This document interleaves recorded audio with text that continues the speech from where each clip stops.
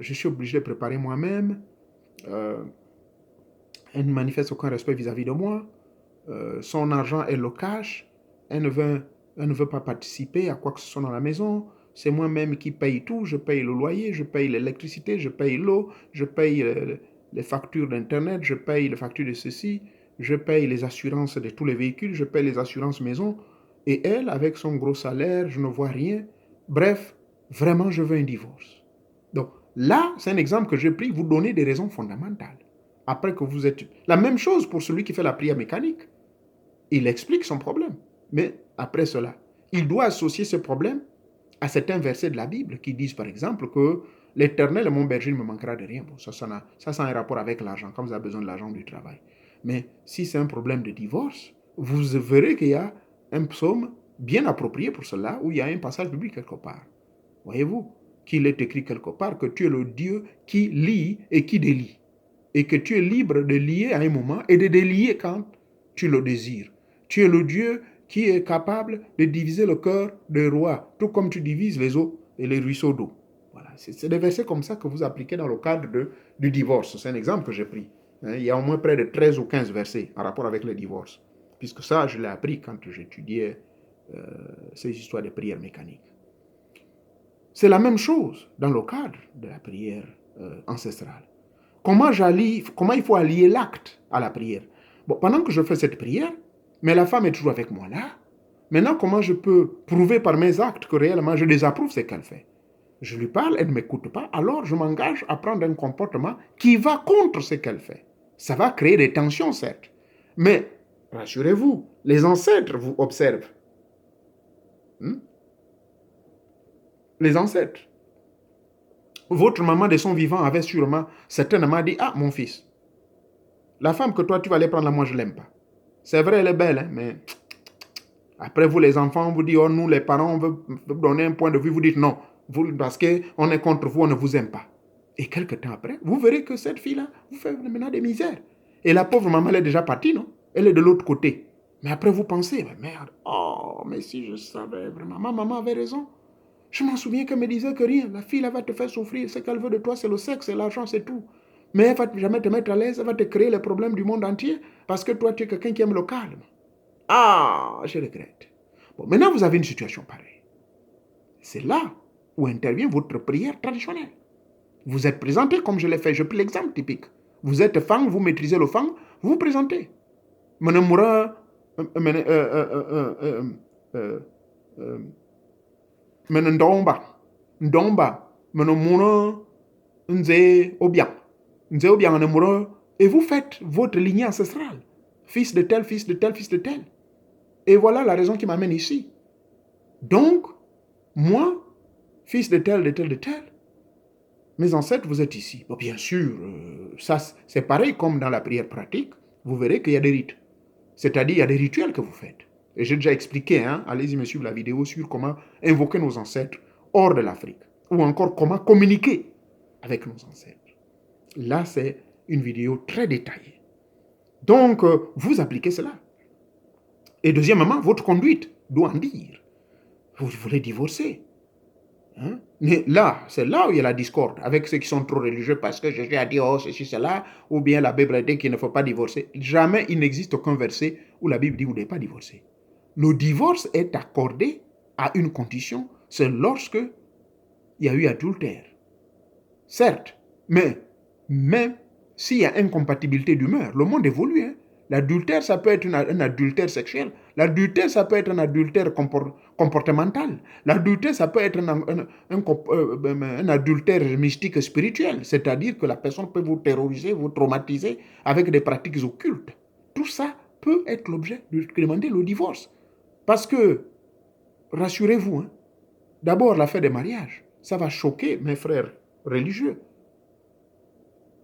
Originellement, quand vous lisez les écrits sacrés originels, qui ont été modifiés lors du concile de 325 par Constantin le Grand à Rome, ça tout le monde le sait. Le mariage, ça n'a pas été un mandat obligatoire.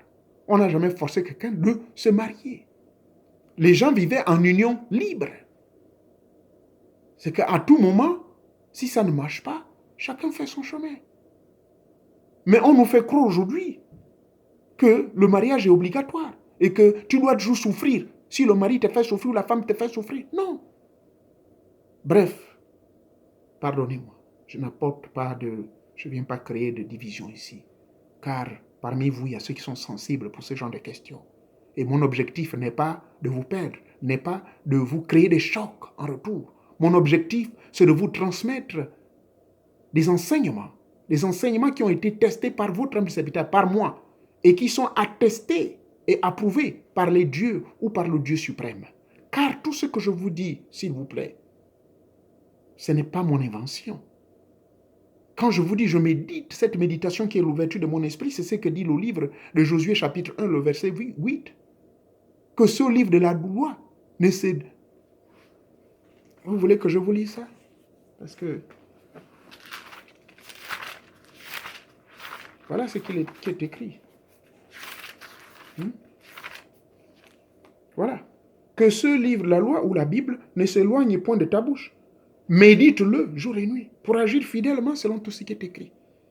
Car c'est alors que tu auras du succès dans toutes tes entreprises. Et c'est en observant tout ce qu'il y a dedans que tu auras une vie meilleure. Voyez-vous? Donc, la prière ancestrale, c'est un exemple que j'ai pris sur le divorce. Il y en a bien d'autres exemples. Si c'est le travail, votre père de son vivant avait une bonne ambiance avec vous. Moi, c'est mon cas. Mon père vraiment m'aimait. Ma mère, oh là là là là là. Surtout quand il s'agit de protection. Je dis à ma mère, maman, quand tu vivais, voilà ce que tes parents me faisaient. Toi, tu étais toujours là. Tu me protégeais. C'est pas parce que tu es de l'autre côté. Regarde cette situation. Allez, rentre en communion avec ta mère, avec ton père, avec ton grand-père. Je veux tout de suite un miracle. Et voilà, ils sont là. Et je vous en prie de suivre ma vidéo, comment invoquer nos ancêtres. Parce que certains d'entre vous qui sont religieux vont dire, oh, mais le type là, il prie les... Non, non, non, non, non. Là-dedans, j'explique bien que il faut d'abord vous adresser au Dieu suprême. Bon, tiens, justement, j'ai un exemple typique. Ce sont les enseignements que j'avais reçus, les enseignements d'Égypte. Et à la page 545, des enseignements d'Égypte, on dit ceci. Il faut adorer, honorer, vénérer, rehausser le Dieu suprême d'abord. Et ensuite, vénérer les dieux immortels selon le rang qui leur est assigné en vertu de la loi divine, donc en vertu de la loi de Dieu. Ça, c'est la deuxième étape. Première étape, il faut d'abord honorer, élever. C'est pour cela que Jésus, dans sa prière, notre Père, il dit bien, notre Père qui est dans les cieux, que ton nom soit sanctifié. Sanctifié veut dire qu'il faudrait que par notre conduite, on ne puisse pas choquer l'être suprême. Et ensuite, il y a la suite. Maintenant, une fois que vous avez fait ça, ça c'est le livre ancestral, à la page 545, je parle au montre public. Il ne m'a pas autorisé de le faire. Ça, c'est les enseignements égyptiens, les documents que j'ai eus depuis 1978. Avant que je ne fasse même mon initiation que je vous ai expliqué la dernière fois à travers les 3 P. Donc la préparation, la purification et la perfection. Donc, sur la préparation, on nous dit que dans la prière, vous devez d'abord honorer le Dieu suprême. C'est toi l'être suprême. C'est toi qui as créé tout ce qui vit. Tu es l'âme universelle. On n'a pas besoin de te déranger. Tu as délégué des pouvoirs. Mais je tiens à te dire que le souffle de vie que j'ai entre machin, c'est toi. Tu es libre de récupérer ce souffle de vie. Ça, c'est ce qu'il faut dire avant de dormir le soir. En vous réveillant le matin. Ce souffle de vie, c'est toi qui me le donnes, c'est toi qui me le prêtes. Tu es libre de me l'arracher. Oh, Teta Mwanga, Teta Nzambe ou bien Yahvé. Merci beaucoup. Je n'ai rien à te demander parce que toi, tu as déjà tout donné. Selon Hébreux chapitre 11, le verset 6. Que celui qui demande à Dieu croit déjà que Dieu lui a donné. Donc, maintenant, vous n'avez plus besoin de lui demander. Et sans ce moment, disent nos ancêtres les Égyptiens, deuxième étape, maintenant vous pouvez vénérer les dieux immortels, les êtres désincarnés, selon le rang qui leur a été assigné en vertu de la loi divine. Parce que la loi divine est quoi? Je vous ai dit toujours que Dieu, le Dieu suprême, celui que vous appelez Dieu, Teta Mwanga, avait délégué des pouvoirs à différents rangs. Et ensuite, il faut respecter le serment. Qu'est-ce que c'est le serment? Je ne vais pas développer ça ici, c'est un autre enseignement. Ensuite, honore ensuite les esprits de lumière. Qui sont les esprits de lumière? Respecte également les démons qui président ici-bas selon les prescriptions de la loi. Qui sont les démons qui président ici-bas? Oui, les Égyptiens le savaient.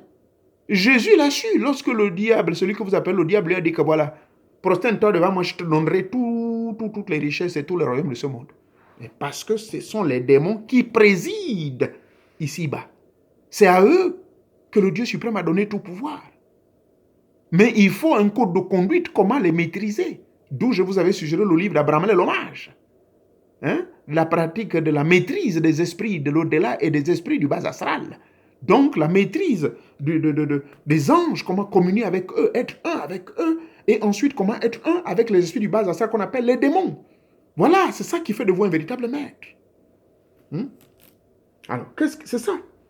Il faut respecter donc ces gens-là. Voilà ce qu'on dit.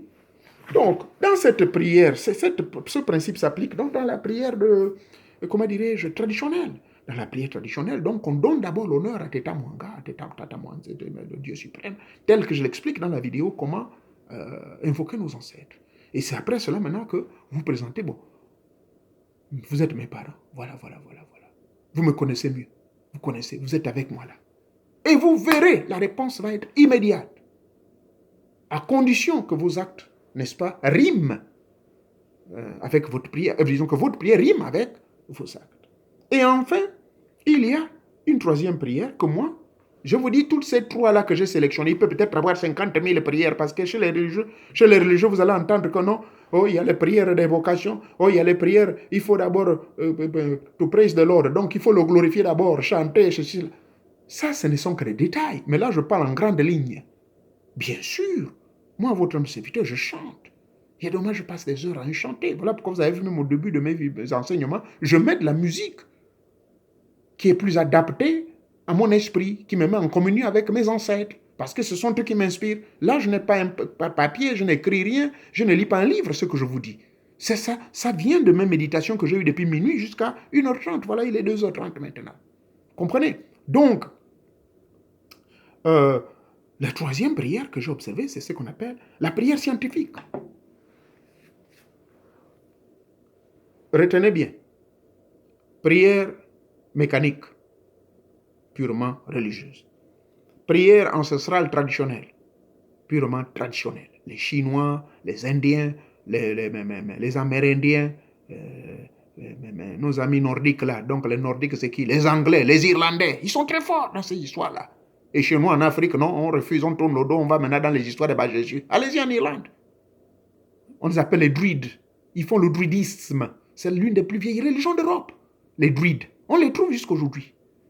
J'ai été initié dans cette affaire des druides par M. Pierre Manoury, qui est un grand mystique européen bien connu, qui anime des grands séminaires sur le druidisme. Voyez-vous? Et moi, j'ai appelé la prière scientifique. Qu'est-ce que c'est la prière scientifique? Moi, pour moi, ce que j'appelle la prière scientifique, c'est effectivement, je vous ai dit, pour ceux qui ne le savent pas, allez-y suivre ma biographie. J'ai un diplôme en psychologie. Et le travail que je fais, justement, la plupart du temps, j'applique cette prière-là. Ce qu'on appelle la prière scientifique. Je l'aide pour aider, je l'utilise autant pour moi pour aider la plupart de mes patients qui ont eu des chocs dans leur vie. Et souvent, ce n'est pas en se mettant à genoux à dire « Oh Jésus, oh viens, oh Jésus ». Les pauvres, ils ont perdu leur foi. Ils n'ont plus d'espoir. Donc, ces mecs-là, vous ne pouvez pas leur demander d'avoir confiance en Dieu parce que les chocs qu'ils ont eu là dans leur vie, il m'est difficile, moi qui crois en l'être suprême, de les convaincre. Parce qu'ils se sentent déconnectés, ils se sentent abandonnés. Vous ne pouvez pas.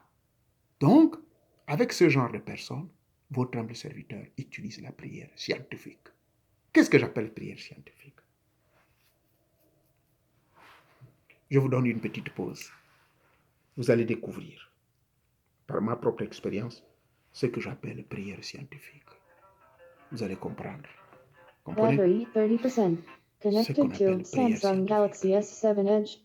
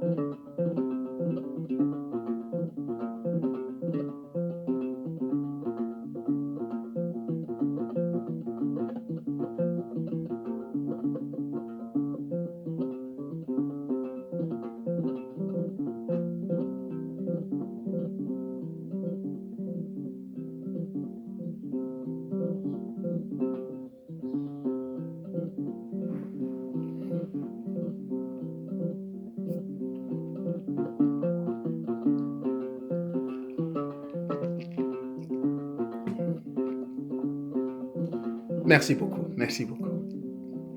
Merci. Ben voilà, je vais maintenant rentrer dans les détails de la prière scientifique. Je disais tantôt, la prière mécanique, c'est dans le cadre religieux. La prière traditionnelle, ancestrale, c'est dans le cadre de nos croyances, de nos traditions, avant l'invasion de la religion occidentale, de la religion orientale, de toutes ces religions qui sont venues nous envahir. Et maintenant, votre humble serviteur, à travers sa profession, où je suis psychothérapeute, diplômé en psychologie, pas de hautes études, mais certes, diplôme dans l'une des universités ici en psychologie, bachelor in arts psychology, et en tant qu'ancien prédicateur, ministre chrétien en plein temps, en tant qu'ancien pasteur, j'ai compris le pouvoir de la psychologie.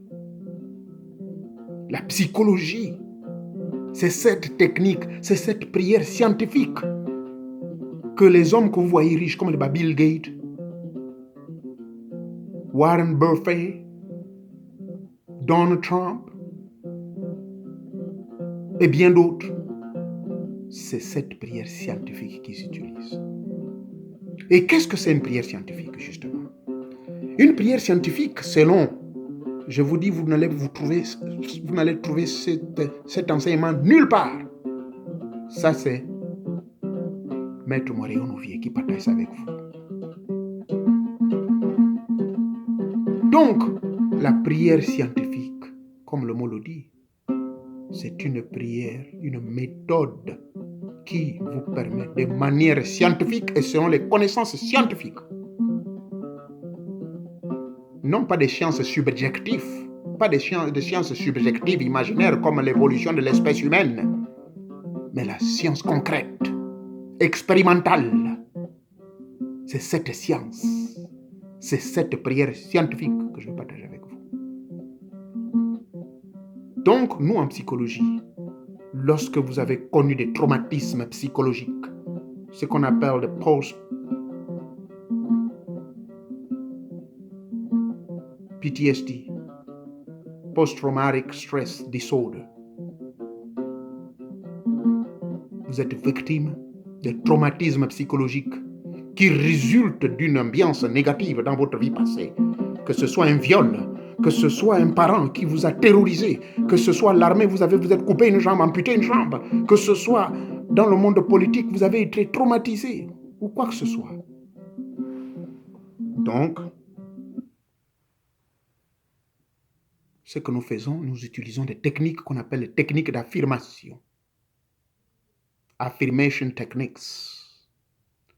To affirm is to use a very ancient method which consists of you repeating the same thing with one goal and objective to make changes in a certain area of your life. By repeating it over and over, you are causing inside your subconscious, into your subconscious mind, an awakening and an appeal to a result. So, dans cette technique d'affirmation, vous affirmez et vous dites des choses et vous vous adressez à vous-même. Mais quand vous vous adressez à vous-même, c'est par des messages répétitifs. Lesquels messages répétitifs? Sous une forme de manipulation psychologique individuelle, donc vous-même vous éjectez au niveau de votre subconscient individuel des messages frappants, très sélectionnés, que vous pouvez vous-même écrire si vous le désirez, et vous répétez cela. Chaque jour suffit sa peine en choisissant des mots bien sélectionnés. Par exemple, c'est ce que j'utilise en psychothérapie. Quand je parle au type, j'ai quelqu'un que je suis là, il a les 2 jambes amputées. Mais je vous dis, c'est pas facile. En plus, il est blanc. La plupart des Noirs qui sont partis, tous sont abandonnés. Tous, aucun Noir. Ce type n'accepte pas les Noirs. Et lorsqu'on m'a confié ce client, bon, enfin là, je parle de mon deuxième boulot privé que je fais avec ma licence. Quand on m'a donné ce client-là, je me suis présenté à lui. Je lui ai dit, voilà. Hey, man, this is my name. I'm here to provide services. And I'm here to be entirely at your service. I am entirely available for you. Now, we might be different in terms of culture, in terms of philosophy, in terms of ideology, in terms of whatever you name it. And then, of course, let's be honest, I might be black and you're white. I don't care about the color. What I care about is three foundations. The three foundations of the service I'm going to provide, which is the healthcare service.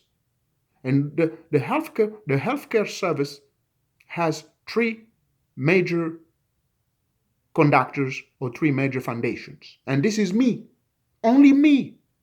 It involves me, and that's all my own understanding. And those foundations are compassion, love, and care. Without which I will not be able to provide any services and make you comfortable and happy. Without which there will be no way in such a manner to bring a good common will and communication to break down to one common thing, which is understanding. And that understanding, the acceptance, as well as going beyond any considerations. Yes, I am here entirely for you. I will be listening to you, and I want you to tell me what you want. As far as this goes, this does not go beyond my skills, I will acknowledge and say no. But if it's within the scope of my job, then I'm willing to help you, sir. And the monsieur me répond, me dit, yep, you're welcome, sir. And I'm very impressed. Nobody has ever told me this kind of talk. Brother, you're welcome. Et je vous dis, depuis plus de combien d'années, ce monsieur jure même devant ses parents, qui sont très racistes et conservateurs, que monsieur Mouret Onouvier, bon là-bas on m'appelle pas Mouret, on m'appelle pas mon vrai nom, que ce monsieur Onouvier, ça c'est mon vrai nom de famille, je ne vais pas vous dire mon prénom, ce n'est pas nécessaire, que monsieur Onouvier, je respecte ce monsieur, parce que ce qu'il m'a dit m'a touché. Même au niveau de l'État, ils sont choqués, comme comment? Il y a eu beaucoup de plaintes que ce monsieur est raciste, et les autres Africains sont contre moi.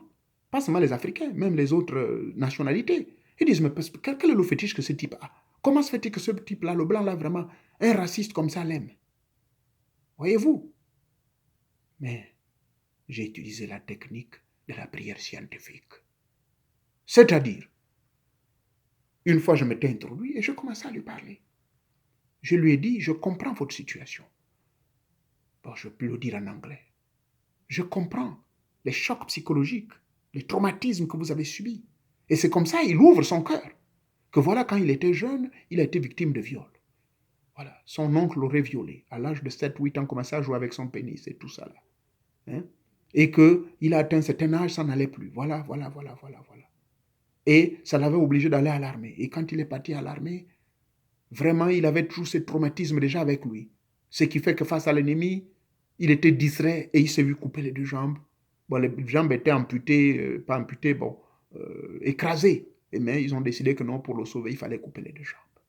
Voyez-vous donc, ça, aucun psychothérapeute, aucun médecin, aucun psychiatre ni psychologue, à ce que je sache, selon ce qu'il m'a dit, son témoignage, n'était rentré en profondeur de cet homme.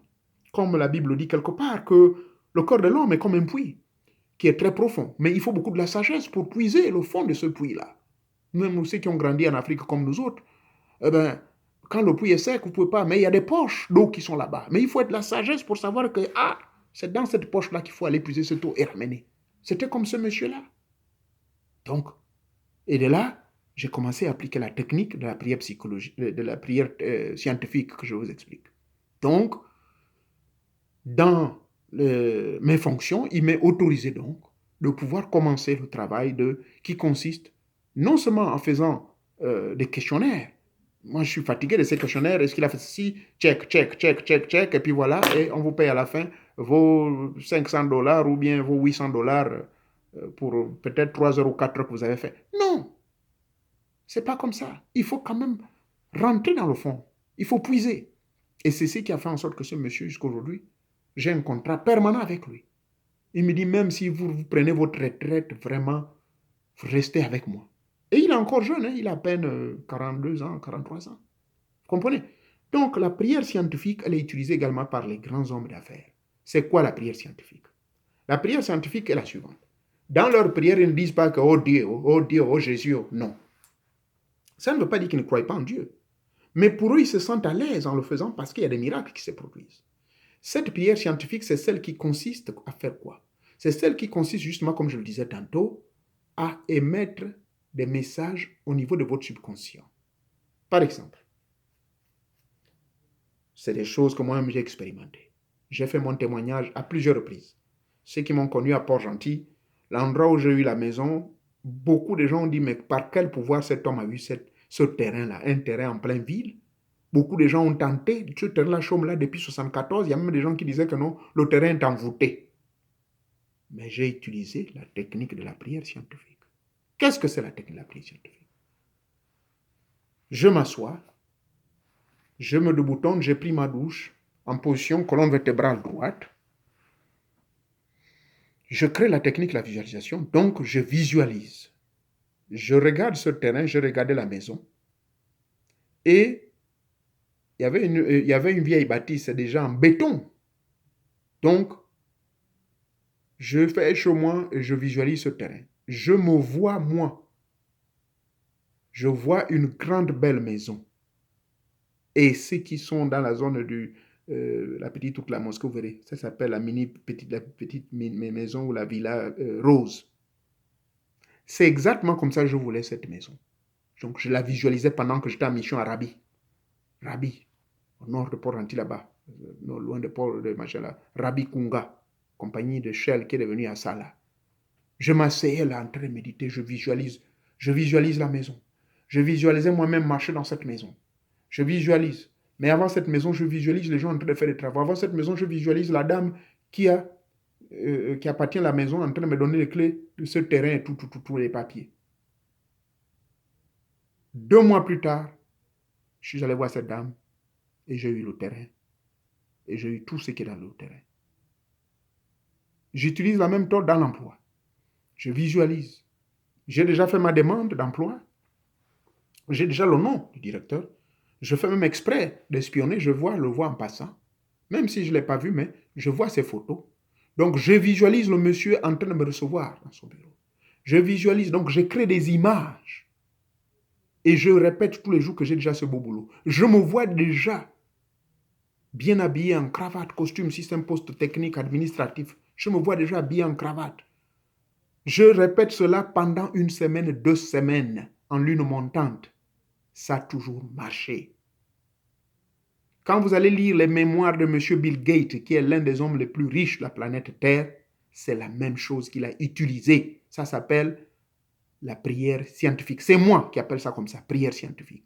La prière scientifique, c'est quoi? Cela consiste pour vous par des répétitions conscientes au niveau de votre subconscient. Or, votre subconscient n'aime pas les messages répétés. Parce que quand vous provoquez, le subconscient est l'un des corps psychiques les plus sensibles. Et lorsque vous provoquez ce corps psychique qu'on appelle le subconscient, lorsque vous le surexcitez avec des messages répétés, alors le subconscient ne peut pas résister. Le subconscient sera obligé de vous décharger ce que vous désirez au niveau de votre conscient. En d'autres termes, la réponse vous sera immédiate et de manière brutale. Donc, la prière scientifique, c'est celle-là. La plupart des grands mystiques scientifiques, eux, ils ne croient pas trop à ce qu'on appelle Dieu. Eux, ils croient ceci, que l'intelligence suprême a tout donné à la nature. Il a mis en l'homme tout. La divinité supérieure est en l'homme. Celui que vous appelez Dieu est en l'homme, à travers ce qu'on appelle le subconscient. Donc le subconscient, c'est une particule divine. Voilà pourquoi dans un enseignement, j'avais dit que ce que Nzamba Kana a donné à l'homme en lui s'appelle la carte mémoire. Et cette carte mémoire, lorsque nous rentrons là-dedans, lorsque nous savons activer cette carte mémoire, eh bien c'est fini. Cette carte mémoire va être en connexion avec le monde de l'au-delà. En d'autres termes, votre subconscient individuel rentre en contact avec le subconscient universel. Donc, tout vous recevez comme vous le désirez et comme vous le voulez. Donc, la prière scientifique, c'est celle-là. C'est la prière qui consiste donc pour vous de vous conscientiser. La conscientisation passe par la surexcitation de votre subconscient, simplement, par des manipulations psychologiques individuelles. Donc, c'est vous-même. Ne permettez pas à quelqu'un d'autre. Parce que c'est ce que les pasteurs font. C'est ce que les prêtres font. C'est ce que les charlatans, les faux mercenaires de l'occultisme, de mercenariat, là, vous font. Ils manipulent votre subconscient. Et puis, vous vous laissez entraîner, vous rentrez en transe. Mais ici, il s'agit de vous-même. D'être maître de vous-même. D'être maître de vous-même, c'est-à-dire que en surexcitant votre subconscient. Par le verbe, par des affirmations. Vous faites des affirmations. Ici aux États-Unis, c'est très très populaire. On utilise ça dans le monde des maladies, dans les hôpitaux psychiatriques. C'est pour cela que je suis là, je fais cette branche-là. J'ai pris des cours à gauche, à droite à l'université pour faire la psychothérapie. C'est tout. Psychothérapie, c'est ça. La thérapie psychologique. Donc, ça passe par mille et une méthodes. Vous posez des questions à la personne et puis, une fois que vous avez cerné le problème et vous avez compris l'origine de son problème, ben vous taclez et vous lui donnez une technique d'affirmation. Donc, il y a même une technique qu'on appelle la technique inverse. Donc, ça s'appelle la décréation. Technique de création et technique de décréation. Ben, la décréation, c'est la technique qui consiste donc pour vous de pouvoir enlever en vous une mauvaise habitude par la rénonciation, par renier cela, en faisant des affirmations que je ne suis plus un fumeur. Parce que la fumée, il y a ce qu'on appelle la nicotine.